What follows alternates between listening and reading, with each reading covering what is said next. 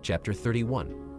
Woe to those who go down to Egypt for help, who rely on horses, who trust in the multitude of their chariots and in the great strength of their horsemen, but do not look to the Holy One of Israel or seek help from the Lord. Yet he too is wise and can bring disaster. He does not take back his words. He will rise up against the house of the wicked, against those who help evildoers. But the Egyptians are men and not God.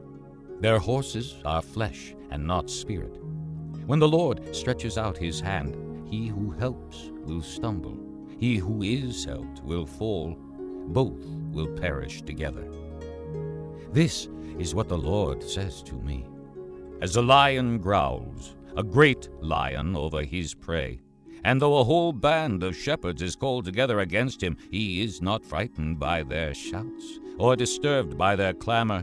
So the Lord Almighty will come down to do battle on Mount Zion and on its heights. Like birds hovering overhead, the Lord Almighty will shield Jerusalem. He will shield it and deliver it. He will pass over it and will rescue it. Return to him you have so greatly revolted against, O Israelites.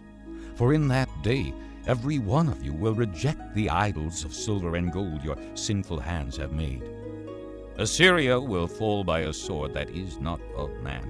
A sword not of mortals will devour them. They will flee before the sword, and their young men will be put to forced labor. Their stronghold will fall because of terror. At sight of the battle standard, their commanders will panic, declares the Lord, whose fire is in Zion, whose furnace is in Jerusalem.